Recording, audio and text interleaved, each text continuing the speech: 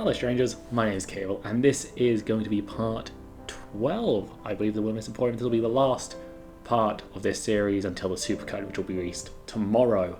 Nothing really much to add, other than, of course, get the game. That'll be linked below, as usual. And with all that, hope you have a good time. See you later. My dearest friends, Cable, it is truly good to see you. Hi Gwen, how are you? 1,000 times better now that I see you here, and you brought quite the crew with you. We're having something of a birthday cross-welcoming party today. How very wonderful. My friends, I will give you the finest services humble restaurant has to offer. Thank you, Sir Quinn. We appreciate the hospitality. Lucille, you're looking positively radiant tonight, my dear. Did you do something with your hair? Lucille cracked a smile at that, a little sheepishly, but her eyes seemed to sparkle in mellow light. Perhaps it is the lack of armor that makes me look different. I find it more comfortable than expected. Well, either way, it is a pleasure to have you once again. Please allow me to see you to a table.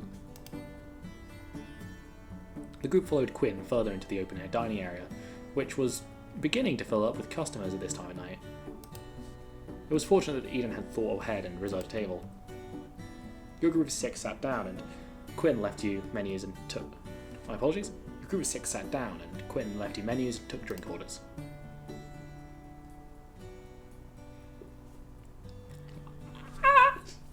Oh, they're besties, Your Honor.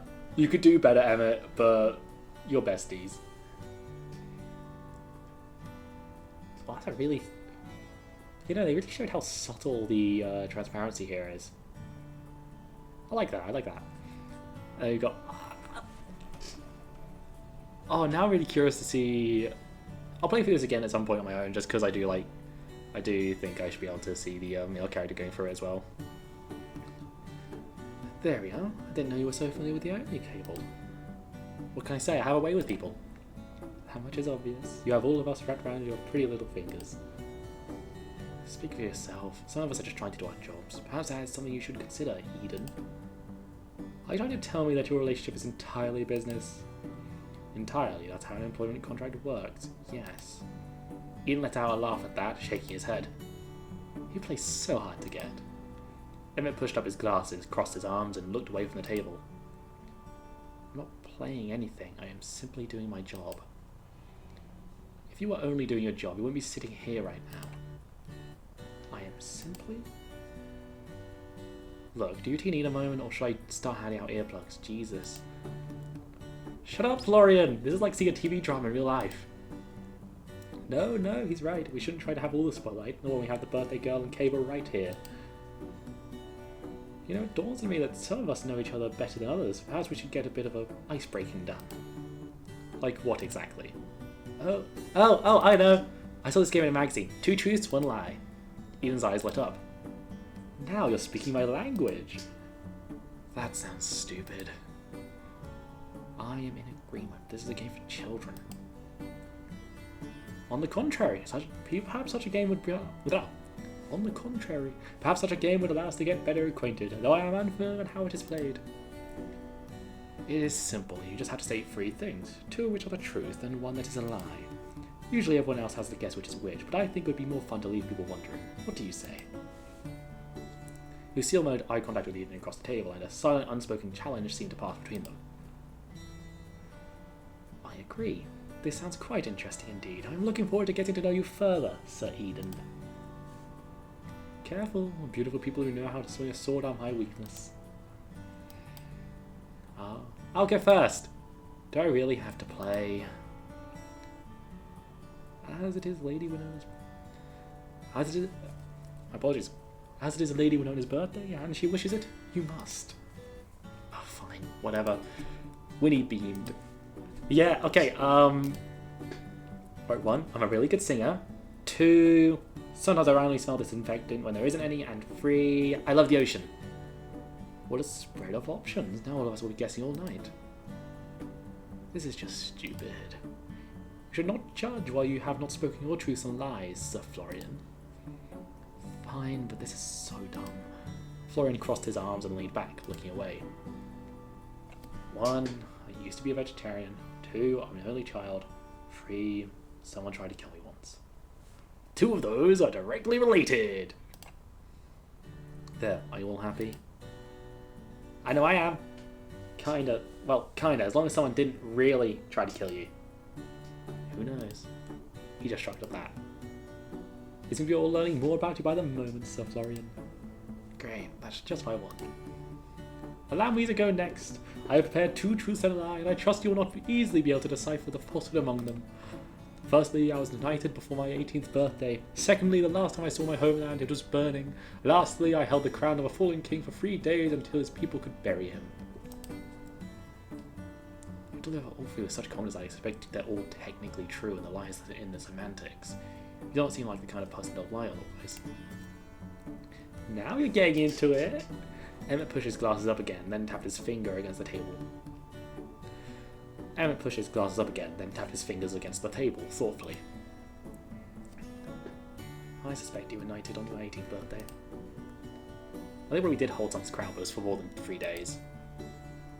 Oh, at least you're still there after Homeland stopped burning? Look what you've done. We're not even supposed to be guessing. You're quite good at this game, Lucille. Thank you, Sir Eden. Just Eden is fine, you know, aren't we friends? Sir Eden. Suppose I'll go next, if I need to get over and done with. The pig in my hair is natural. I grew up a town over from Willowmist, and I've never had a cavity. So it's grew up in a town over... That's the lie. Grew up a town over from Willowmist. Does that suffice? This is more than I've got out of you all week. I told you, I have no interest in personal relationships. That one's definitely the lie. It wasn't a part of the game. But it is a lie. I have a sneaking suspicion you might actually like us. Some of us, at least. Not you at the very least. What about Cable? I find Cable tolerable. In a business sense, easy to deal with than Miss Marigold, that's for certain. Tolerable? There, Cable. That's pretty much a marriage proposal coming from him. I'm already regretting coming. There is no need to have regret, servant. It is in the company of comrades that even the most hardened hearts soften. You're not helping, Lucille. On the contrary, I believe I'm offering you a valuable opportunity of introspection. Translation, you're stuck with us, Emmett. I think I need a... Drink, then rejoice, my friends, for your wish is my command. Quinn set down drinks all around the table, a wide smile on his face, before pulling out a small notepad and taking your orders. You watched as everyone ordered minus Winnie, before it stopped to Florian. I'm not really... Go on, Florian, it's my treat. Actually, we were planning on sharing something, weren't we? Were we? Yeah, remember? Quinn, could we get this pasta for 2? Fantastic taste. I'd expect nothing less from my wondrous Sylvie's relative. Ah, she adored my pasta. Oh, how I miss her. She'll be back soon enough. I'm sure she misses you too. Quinn smiled a little wistfully. Your words warm my heart, but come, we should not waste a moment. To the kitchen! Quinn left once more and the chatter slowly resumed. Eden and Emmett started bickering about something or other, while Lucille stood and began showing off some stances and sword swings to Winnie. We didn't get to do 2 truths and a lie. Florian, however, lightly pulled on your sleeve. Hey, thanks. I mean, I appreciate it, I guess. You just had to pass me pasta under the table now. Probably should have picked something you eat with your hands. I could just start... I could just start filling your pockets with it. Pocket pasta is the best kind. God, you're stupid. But thanks. Cable! Yes, Winnie? You haven't had your turn yet. Thank you, Winnie. Well, if I remember correctly, neither is I. Well, if I remember correctly, neither is Eden. I suppose I should have a turn. How to save the best for last. Let's see. I had a lovely childhood. I was born in the most beautiful garden in the world that you'd never find on any map, and I've read over 10,000 books. But I couldn't tell you what any of them were called. 10,000 books and no titles to note? That is most peculiar. Well, you don't find gardens on any map in the world. So it's like the most beautiful garden you would never find on any map. So I think it's the second one. Is the lie? Does an average person read like 700 books in their lifetime? I haven't read any. You don't count. Maybe they were boring books? Even boring books have titles. Forgetting every single one is statistically impressive, I suppose. I've always loved being statistically impressive. And what kind of my apologies. And what kind of garden are we talking about? Tulips? Ooh, are you a man-eating tulip person? I could be. What do you think? I don't know, you're so mysterious. I guess I'll have to leave you all wondering then. Far more interested in what our new friend here has to share. It's gonna be the childhood thing, because that's trauma. Who? Little old me. Don't play coy, you've been dodging the spotlight all evening. May I just enjoy listening to all of you. If I had to play the stupid game, so do you. Well, aswell, you are the one shrouded in the deepest mystery. Am I? I think I've been pretty open with you all. Perhaps too open. Alright, let's see. Pick a truth. Ooh! That's pretty obvious. I've been struck by lightning just once. I've been struck by lightning just once. You know what they say, lightning never strikes twice. Wait. You got struck by lightning? That's so cool! Did your hair do the big whoosh thing? Did you get superpowers? Can you still smell burnt toast? Oh, maybe that's why you are so electric. Pick another truth. That's another date with death thing! Oh my god, that's great! I'm gonna do this one. I saw someone talking to a bird out of their window once. In my old apartment, I was hanging out on my balcony. I looked down and bam, bird holding the flowers. A what? A bird. It looked like a crow or something. It had all these sunflowers. Oh, that's great! Oh, I keep loving these date with death references. I'm so glad these are in the same world. Please, 2.5 Studios, if you for whatever reason stumbled across specifically this video, had an update to a date with death to mention at least one of these characters, maybe Florian in passing. Oh, I love this. You're meant to make the lies convincing, yes? It's not actually the truth. My neighbour even took the flowers. Uh-huh. Pick a lie.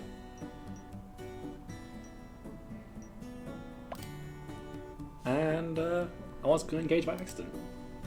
What? It's true, I thought it was a joke. Apparently it wasn't. Whether or not vows are exchanged? A dowry discussion? I ran for the hills before that happened. Changed my number, moved apartments, you know, the drill. No, I don't think we do. Bon appetit. I hope you're all hungry. Quinn placed a large bowl of... My apologies. Quinn placed a large bowl of pasta between you and Florian and everyone else's dishes in front of them. The smell made your stomach growl. You were really starting to miss proper food, with all the snacks and sandwiches you were living off of. Thanks, Quinn. It smells amazing. It is my pleasure, Cable. Please, eat to your heart's content. Oh, I wanted to tell you, my aunt sent me a letter.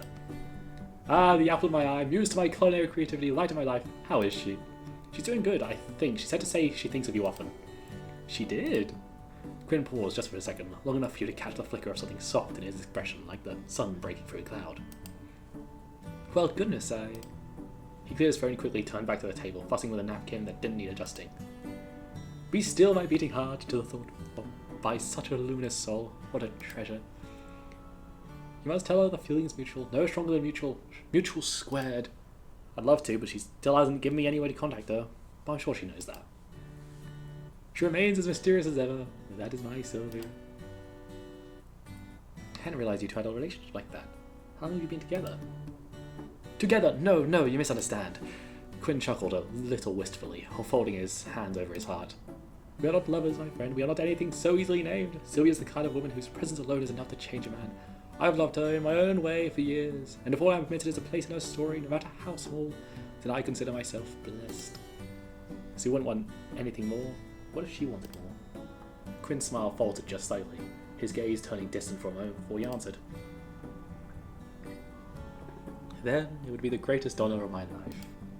His words were quieter than usual, Then, with a small laugh, he shook himself free of the mood, his usual flamboyance returning like a well-worn coat. But whether such a day comes to pass or not, I am content to cheer from the sidelines, to cook, to fuss, to write odes to her magnificence when the mood strikes me, which is often. You're kind of a hopeless romantic, huh?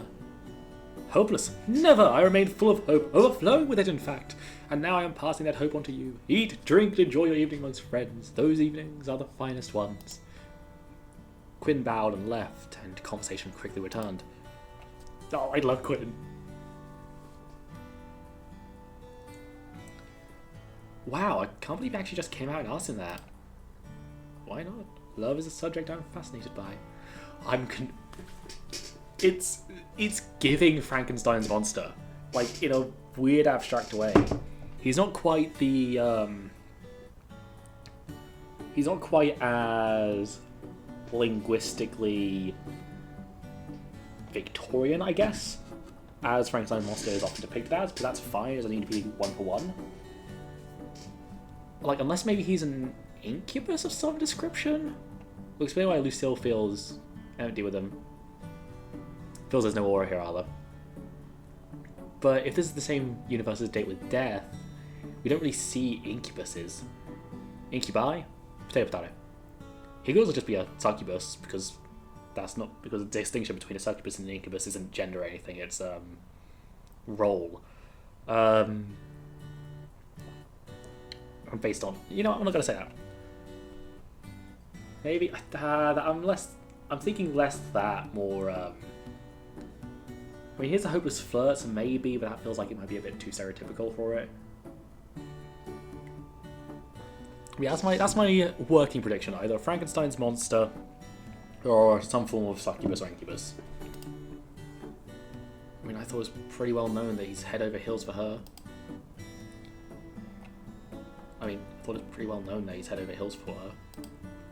It's news to me. Florian picked up a fork of pasta and blew on it, though didn't move it to his mouth.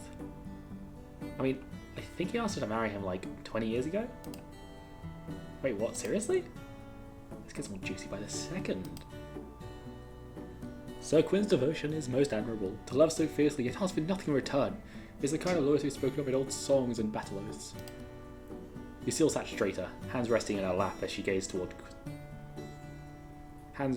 Lucille sat straighter,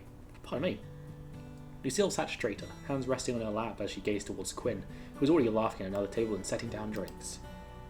In my homeland, we are taught that devotion is not measured by its reward, but by its endurance. To love without expectation is the purest form of loyalty. We speak vows not to be returned, but upheld. If one's heart is true, it does not waver, even in silence. You're gonna make me cry! Lucy, the way you talk is so beautiful! You really dive away with words. You make a good poet, Lucille. It's beautiful, sure, but isn't that a little tragic, too? The group looked toward Ian, who leaned back slightly, fingers loosely resting again around the stem of his glass. All that loyalty, all that devotion, what if it was never returned? What's left for someone like that? Did you listen to a word he said?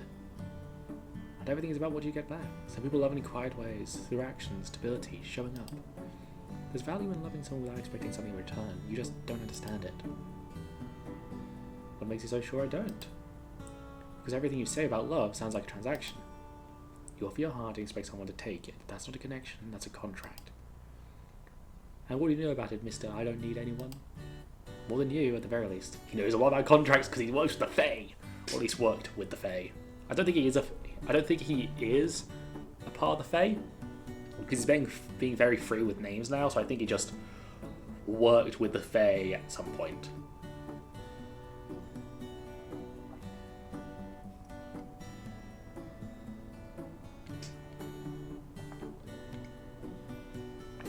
Although to be fair, he has an iron ring then, which I don't really understand how that'll work.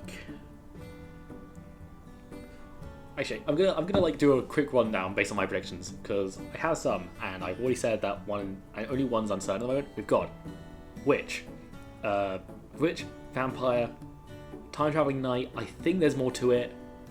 I don't know what it would be though. So I'll probably come back to that one later. Sorry, Lucille, I love you, babes, but you're giving me vibes of someone who's not just a time traveling knight. We've got ghost, we've got, we'll come back to you, Faye, and either one of three things.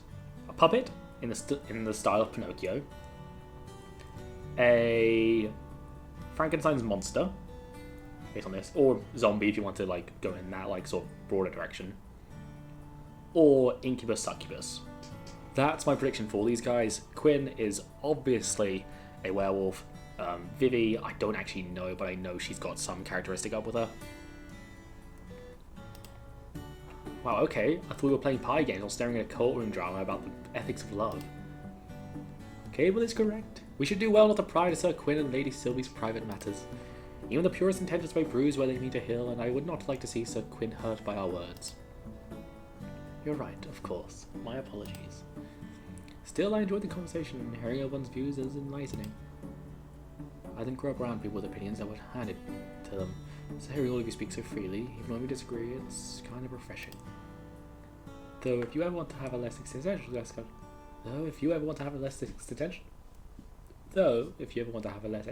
discussion, about love, Cable, I'm always happy to offer my services as a test subject. Oh, in the name of science? Naturally, controlled environment, one-on-one observations, lots of long walks in meaningful classes, all the good stuff. He's also emphasizing scientificity a bit, so I'm leaning more towards Frankenstein's monster at the moment. All very official, wouldn't you say? You are incorrigible. Just shut up, Anita. Already. You're just jealous of our blossoming relationship. What? I'm not going to let you steal my favourite manager away from me. Yes, take care with your words, Sir Eden, for I am sworn to protect Cable from anything that means harm. This is somehow the best and worst dinner I've ever been to. I can't help but agree. Okay, Eden's starting to win me over a bit. I still get bad vibes, similar to, but in like a similar vein to Lucille, rather than just disliking him. So I'm glad I stuck a bit around for that. Oh, it's a Corvid. Maybe it's Casper. Emmett reached out to the glass to the left of his plate, lifting it for a quick sip. Emmett, that's not... Too late. Emmett had already taken a mouthful, pausing as the taste hit him. He slowly set the glass down, blinking once. Your drink. I didn't realise we were close enough to share. I'm honoured, Emmett. You switched the drinks. No one switched anything. You grabbed it yourself. Is Sir Emmett quite alright? He stared down at the glass of betrayal, then turned to you, squinting slightly. You're blurry. Maybe you should just... Wait, Emmett, are you drunk? After just one sip? Didn't realise you had such a cute side. Shut up, Eden. You talk too much and no one likes you. So you're an honest drunk. You've gained a new charm pointed in my eyes. Please, stop speaking to me. And you, why are you sitting there? He looks towards you now, elbow on the table, face resting in his hand. Why am I sitting here? To eat dinner. That's what you usually do at a restaurant, I think. Why aren't you sitting here? Emmett nodded his head towards Eden's seat. Do you want to sit next to me or something? Oh man, if I could eat popcorn, I would so be eating popcorn right now. I had not known Sir Emmett held such strong opinions about seating arrangements. So if I do, is that a crime? The last time I checked. What, you don't want to sit next to me? No. Your personality is exhausting, you flirt with everyone. I don't flirt with everyone. In fact, I think I'll be decidedly unflirty tonight. You flirt with Cable. Emmett, maybe it's time to... Do I... Constantly and poorly, might I add. You seem oddly concerned about where Cable's attention goes with someone who doesn't care about anyone. Since I don't care about anyone, I'm just selective. Selective, huh? Yes, very. I only showed up tonight because someone keeps getting dragged into nonsense and I have to keep an eye on them. Who, me? No, the other new antique manager in town. Of course I mean you. Ooh, he's like a killing cat that pretends to hate you but actually loves you and wants to sit on your keyboard while you work. That's so specific. I never pegged you for the possessive type. What do you think I'm going to do? Bite her? Knowing you, probably. You need not worry, no one is getting bitten on my watch, so I have it. I'm sorry, Florian. No one's going to bite me. Not unless you say please, at least. Please keep your mouth to yourself so you don't let you lose it. Lose my mouth? Right, alright, I'll be good. I doubt it. Caleb usually comes in next to me for your safety. That's a little hard when I'm sharing tin with Florian, don't you think? You can share mine. Emma, I don't like you like this, babes. Sober up a bit, get some coffee in ya. That's a kind offer, but really enjoying mine. I don't think Florian could finish it all by himself. Maybe we could share next time. I suppose Florian should consider himself lucky then. What did I do? Ah, he's jealous. I'm not jealous. You do sound a little jealous right now. The shopkeeper is free to eat whatever they want. Hey, Emmett, I had a question. Why do you sit by the store so much these days? He's helping me with... I know, all the boring numbers and stuff, but it's not just that, is it? It's part of my job. I'm ensuring the transition is smooth and that Cable isn't unintentionally ruining the store's finances. Come on, Emmett, just admit it. You're hovering. It is not dishonourable to show concern for one's companions. Are you checking in on me? Of course I am. Cleared his throat, adjusting his glasses.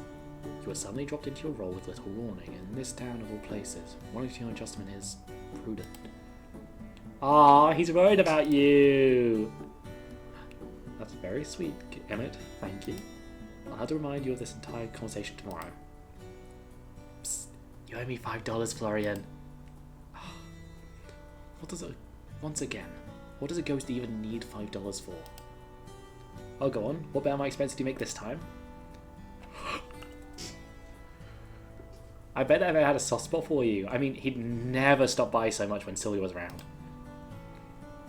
Picked up the last of the pasta on your fork, already full to bursting. Apparently eating a pasta for two all by herself was difficult work, though fortunately no one else had seemed to notice Florian's lack of eating. Winnie hovered over towards Emmett, poking fun while he attempted to swat her away unsuccessfully. Eden and Lucille were engaged in a lively conversation about something or other, and for a moment, you felt at peace. It was strange, you hadn't known anyone here for longer than a week, and yet, here you all were, talking, laughing, having dinner together, like you'd known each other all of your lives.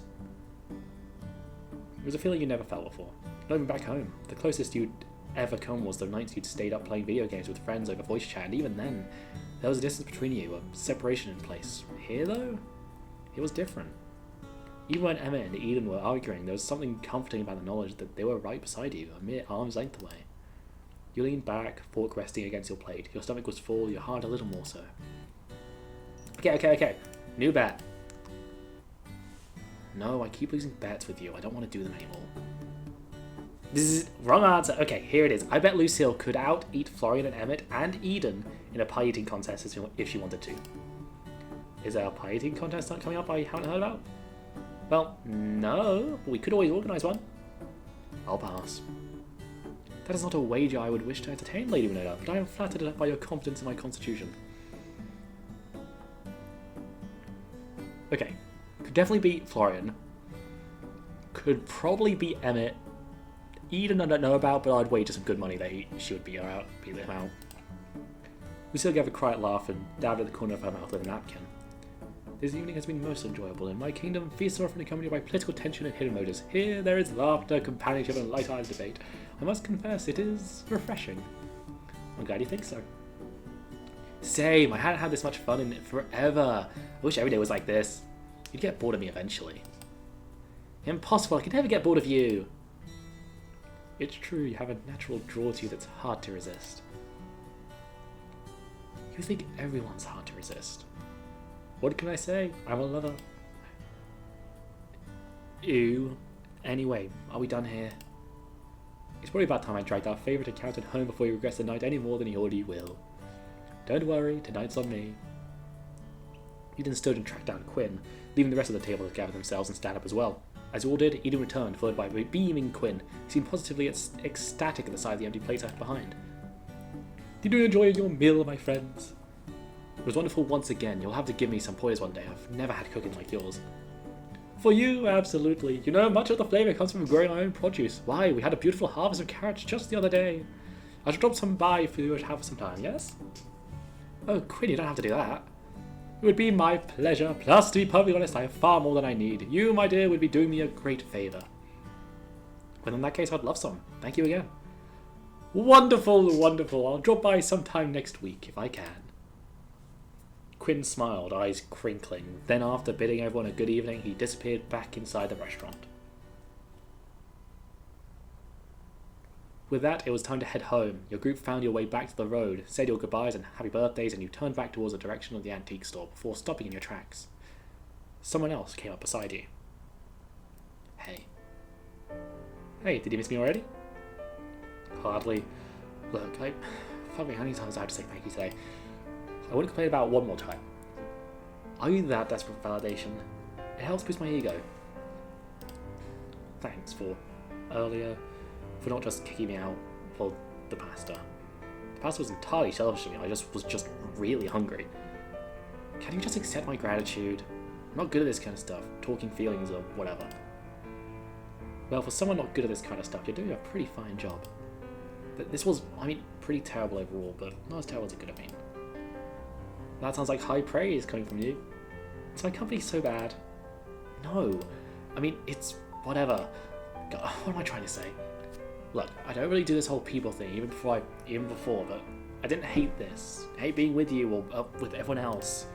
For the first time in a long time, I felt like a normal person.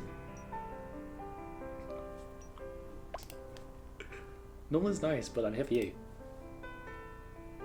Whether you're feeling normal or strange or like you want to bite me. You shouldn't say that so casually, I'll get the wrong idea. What? That I wouldn't mind? You're insane. Maybe, but you're still talking to me, so what does that make you? Even worse, probably. Just what I need, another problem.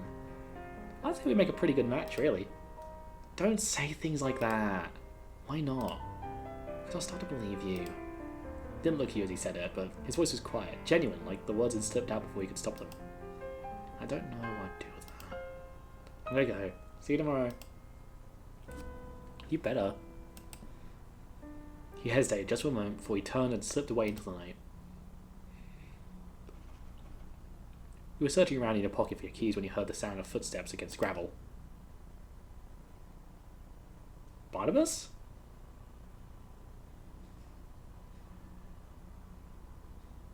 No, the leaf ears aren't present. One moment, I'll go to real quick. Working late. The key dropped out of your hand and fell to the ground as your eyes peered through the darkness to someone leaning against the wall a few feet away from you. His red hair was framed with black tips and his eyes were dark, his expression unreadable under the night sky. Hidden behind his hair was a black tattoo, wrapped itself around its throat. My bad, didn't mean to startle you. A place like this would be closed by now. I can't say I know many stores open this time of night around here. Is there something I can help you with? Maybe, maybe not. I suppose we'll work it out together, This your place? Kind of just looking after it, but my heart actually. Sylvia Marigold, right? She's pretty famous around here. That's an impressive family tree if I've ever seen one. You know her then? He tilted his head, eyes narrowing slightly. I'm passing. Sorry, in passing. It's hard not to, really. She collects attention in a town like this. I hadn't heard she was leaving town. Well, I guess she doesn't owe anyone an explanation. She'll be back soon enough, anyway. No, I suppose she doesn't. It does make me curious, though. Leaving so suddenly does feel a lot like running, don't you think? Maybe she just needed a holiday. Maybe. Either way, you're not what I expected to find. What were you expecting? Hard to say. But I imagine we'll both find out soon enough. Then he smiled. He couldn't tell if it was cold or warm. Well, don't let me keep you. He said aside, gesturing toward the door. Wouldn't want to be the reason you miss curfew. As he bent down to pick up your keys, you felt his eyes on you. Not necessarily threatening, but there nonetheless. Just so you know, I happen to know someone who's very curious about you. Yeah, should I be flattered or concerned? Maybe both. I'm sure we'll be seeing each other around, Cable Marigold. He turns, hands in pockets, already walking away. Hey, what's your name? Kale. Don't forget it, alright? You hurried inside and locked the door behind you. What a normal individual. Well, I say, here I am, a humble spellbook, patiently waiting their master for our promised training session, only to be abandoned, left to wither all day in this dusty room. I'm not surprised, master, just disappointed. Barney, listen, unless I might need to put on hold just a little bit longer, I bumped into someone outside. I suggest watching where you're going then, master. It takes a magical prowess, so you should be able to manage that much, I assure you. He knew my name, my aunt's too, said he was just curious, but something fell off. Did he reek of sulphur, speak in cryptic riddles, glow ominously? I do hope he wasn't glowing, master. Strangers who glow are never up to anything good. What? No, nothing like that. He just had red and black hair, dressed kind of cool, I suppose. Black tattoo on his neck. He said his name was Kale. Kale, you say? Yeah, does that mean something to you? Kale, a tattoo on his neck, stars above. Where have I heard that name before? He cleared his throat, very deliberately. Well, I would never jump to conclusions without proper research. That would be terribly unprofessional of me. However, I may need to consult my appendix of suspicious persons, errant entities, and known troublemakers. It's a rather long list, you understand. Well, thank you for that, I think. Of course, it is my pleasure, master. Since our lesson will once again be put on hold, please do try not to suddenly combust, otherwise harm yourself in the meantime. I would hate to be placed back on a shelf waiting for the next terrible spellcaster to come my way. I'll do my best not to combust. That is bare minimum effort, master, but I suppose I'll take it. You smiled faintly and moved to replace your day clothes with your pajamas. The quiet of the apartment settling around you like a familiar quilt. Barnabas drifted lazily to your desk, muttering something about cross-referencing character flaws. You decided it was best to leave him be of what you knew of him. He sometimes needed time to mutter strangely to himself. You turned toward the window, your reflection soft against the darkened glass. Outside, the town of Willowmist slept, quiet, calm, and just a little strange. And tomorrow you'd open the shop again. Maybe learn a spell, maybe meet someone new. But tonight, for now, you were home. And that is the end of the demo. Thank you very much for coming with me on this journey through the demo. This is genuinely amazing. As always, link is down in the description below so you can play this for yourself if you want to. I'm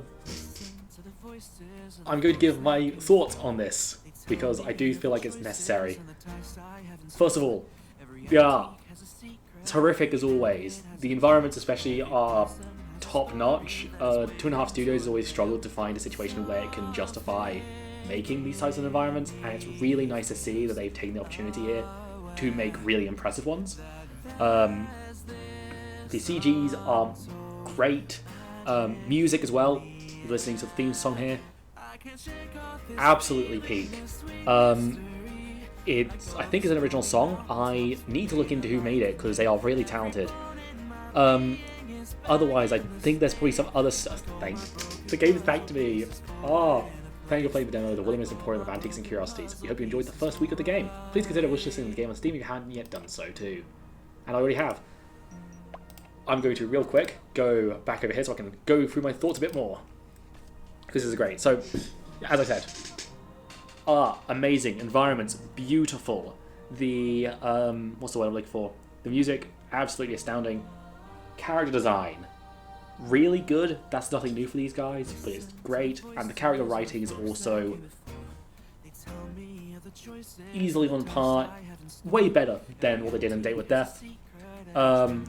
Because the character writing is, I would say, on par with Date with Death, but we're going to see if it's better with how long we get, because the main disadvantage of this sort of visual novel format over the chat format of A Date with Death is that you get less attention to individual characters, which means they develop less over the course of about the same amount of time.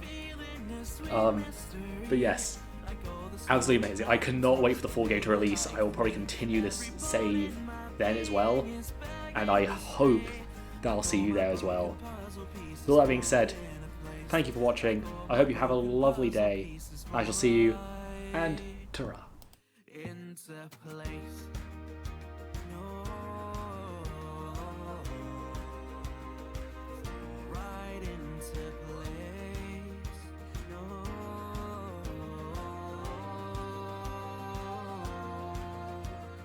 Songbirds in the treetops. stops